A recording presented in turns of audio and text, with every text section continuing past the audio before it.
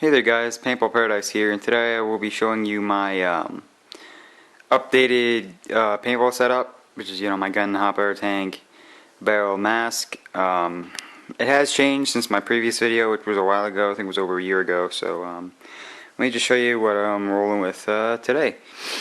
Let's start with my tank. This is my Ninja Grey Ghost Ultralight 4500 carbon fiber tank.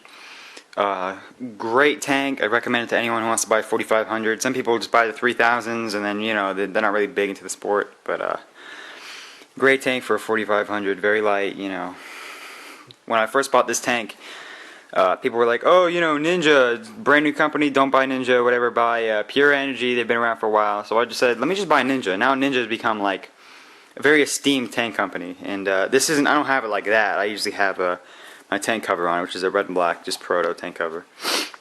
And let's go to the hopper here. This is my Viewloader Velocity.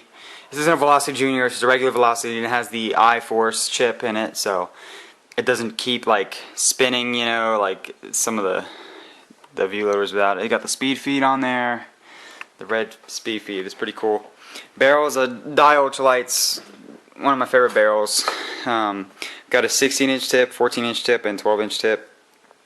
So now as far as gun goes, I have the Dye DM8, like pretty much brand new condition. It's amazing how well the condition is of this gun.